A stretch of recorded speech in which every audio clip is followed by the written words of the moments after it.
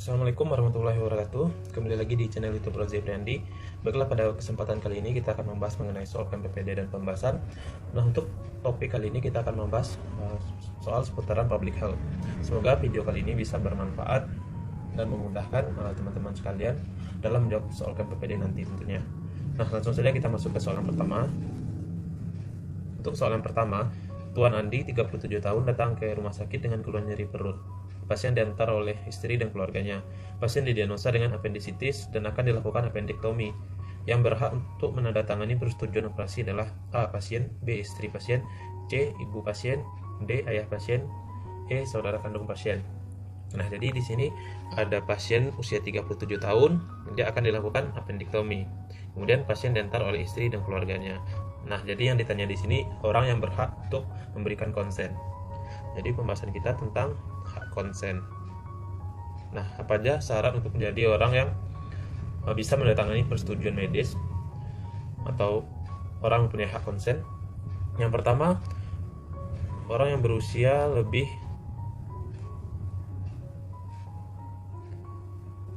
dari 18 tahun. Untuk syarat yang kedua, bisa di bawah usianya di bawah 18 tahun.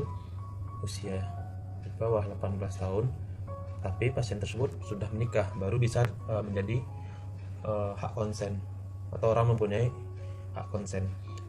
Usia 18 tahun namun sudah menikah. Dan yang terakhir tentunya orang yang sehat akal maupun orang yang tidak mengalami penurunan kesadaran. Sehat akal. Nah, bagaimana jika orang tersebut tidak berkompeten atau tidak mampu untuk memberikan konsen? Contohnya orang yang mengalami penurunan kesadaran maupun orang yang mempunyai gangguan jiwa. Nah, berikut tidak mampu atau tidak mempunyai kompeten terhadap hak konsen. Nah, jika orang tersebut belum menikah,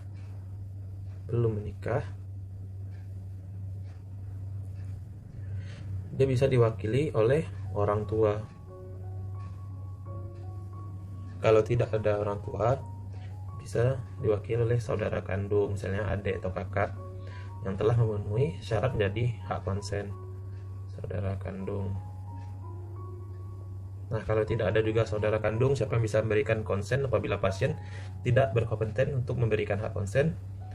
Bisa diwakili oleh saudara orang tua. Misalnya paman bisa memberikan hak konsen kepada keponakannya apabila tidak ada orang tua atau saudara kandung yang bisa memberikan hak konsen, saudara ortu. Nah, apabila pasien telah menikah dan tidak mampu memberi hak konsen, maka yang didahulukan untuk memberikan hak konsen kepada pasien tersebut adalah suami atau istri. Kalau tidak ada suami atau istri, yang berhak memberikan konsen adalah anak kandung. Anak kandung. Kalau tidak ada juga anak kandung, baru orang tua. Apabila tidak ada orang tua, bisa saudara kandung. Saudara kandung. Kalau tidak ada saudara kandung, bisa saudara dari orang tua, saudara ortu. Nah, kita balik lagi ke soal. Di soal kan usia dia 37 tahun, berarti sudah bisa untuk memenuhi syarat hak konsen. Kemudian apakah dia terdapat penurunan kesadaran atau gangguan jiwa? Kan tidak tuh. Jadi yang berhak untuk menandatangani persetujuan operasi adalah pasien itu tersendiri. Nah, selesai untuk soal nomor 1. Kita lanjut ke soal nomor 2. Untuk soal nomor 2, Nyonya A, seorang mahasiswi 20 tahun diamankan polisi karena diketahui membuang bayi dalam tempat sampah. Diketahui dia membuang bayi karena takut ketahuan hamil di luar nikah. Nyonya A tinggal dengan teman cowoknya dalam satu rumah dan melakukan aktivitas seksual. Apakah jenis keluarga pasien tersebut? A. Blended family, B. Nuclear family, C. Extended family, D. Community family, E. Common in-law family. Nah, jadi untuk soal nomor 2 ini yang dibahas adalah jenis keluarga. Jadi ada beberapa jenis keluarga. Nah, kita bahas dulu satu-satu. Yang pertama ada nukleus atau nuclear family. Ini keluarga inti, terdiri dari ayah, ibu, maupun anak kandung. Kemudian ada jenis keluarga blended family. Blended family ini maksudnya campuran. Maksud dari campuran di sini adalah adanya anggota keluarga tiri. Misalnya ada seorang ayah, anak, kemudian ayah tersebut menikah lagi, itu kan statusnya sudah tiri. Jadi blended family adanya status tiri. Kemudian extended family.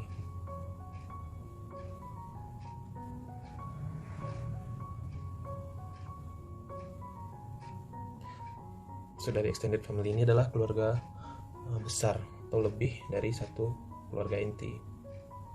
Misalnya ayah, ibu, anak, kakek, nenek, itu masuk ke dalam extended family. Kemudian single parent.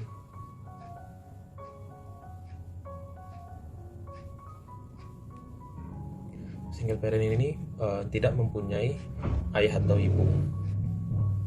Maksud tidak punya ayah atau ibu di sini adalah salah satunya meninggal. Jadi meninggal ayahnya atau ibunya. Nah, di sini dia juga mempunyai anak. Atau istilah yang sering didengar anak yatim atau anak piatu, itu masuk ke dalam single parent. Maaf, di sini salah tulis. Ayah atau ibu dan anak. Kemudian community family. Dia tidak ada ikatan darah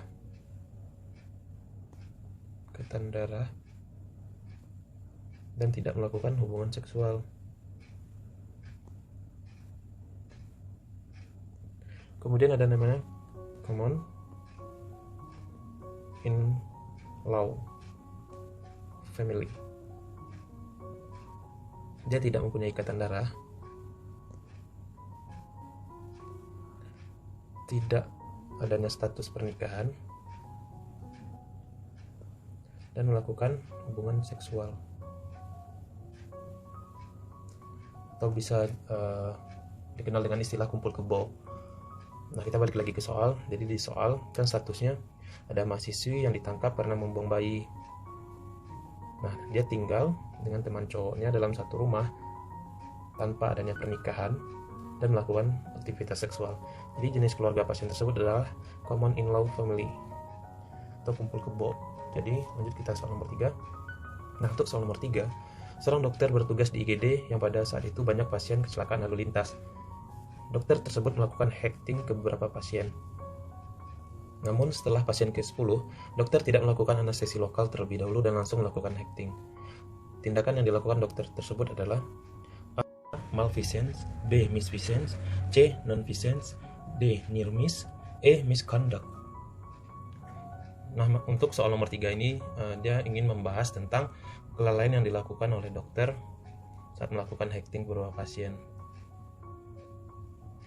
Nah, di sini kan dokter tersebut tidak melakukan anestesi lokal yang seharusnya itu diberikan kepada pasien sebelum melakukan hekting. Jadi kita akan bahas di sini adalah kelalaian dokter. Untuk kelalaian dokter ada malfeasance,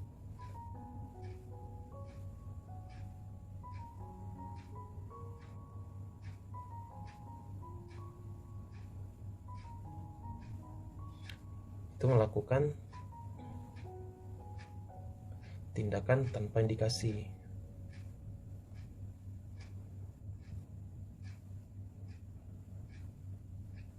Kemudian ada misfeasance,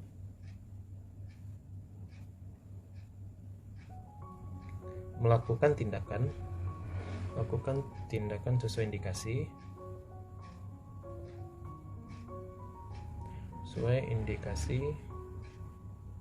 namun tidak sesuai SOP.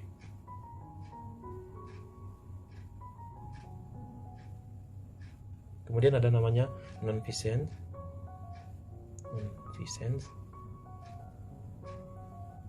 Itu tidak melakukan tindakan dilakukan, yang mana seharusnya tindakan itu harus dilakukan.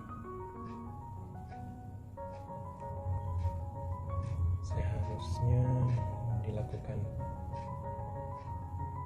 Nah, kita balik lagi ke soal. Di soal dia tidak melakukan anestesi lokal, di mana anestesi lokal tersebut harusnya dilakukan sebelum kita melakukan acting. Jadi jawabannya tepat atas tindakan yang dilakukan dokter tersebut adalah non-feasance.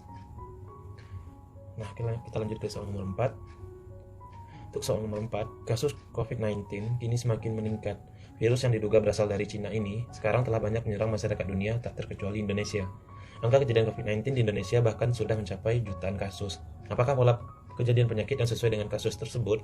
A. Endemi, B. Outbreak, C. Pandemi, D. Epidemi, E. Sporadik. Baiklah, untuk soal nomor 4 ini di sini kita akan membahas istilah-istilah yang ada dalam epidemiologi. Yang pertama ada endemis. Kemudian ada sporadik, ada KLB atau outbreak, ada namanya epidemi, dan yang terakhir ada namanya pandemi. Nah, kita bahas dulu satu-satu. Untuk yang endemis, nah di endemis ini kasusnya ada dalam jumlah kecil atau frekuensi yang kecil.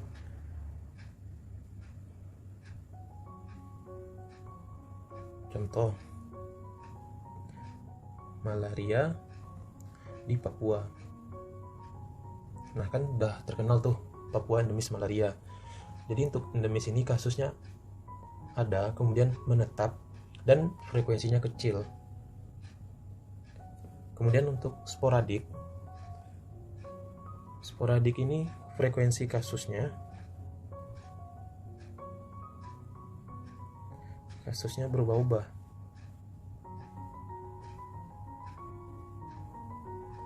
Atau naik turun.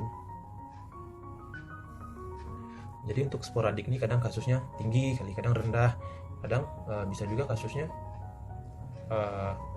tengah-tengah gitu. Jadi tidak bisa diprediksi, misalnya ini bulan depan atau tahun depan kasusnya bakal naik.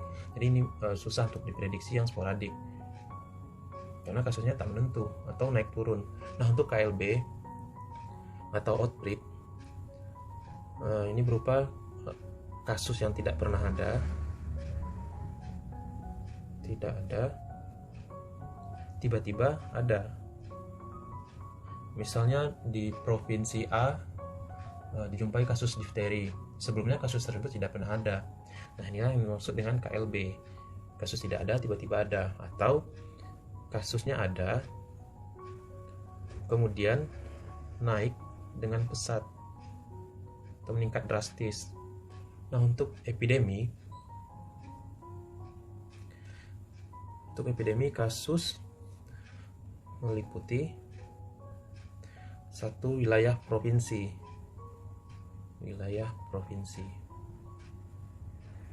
Bedanya dengan pandemi, untuk pandemi kasus sudah menembus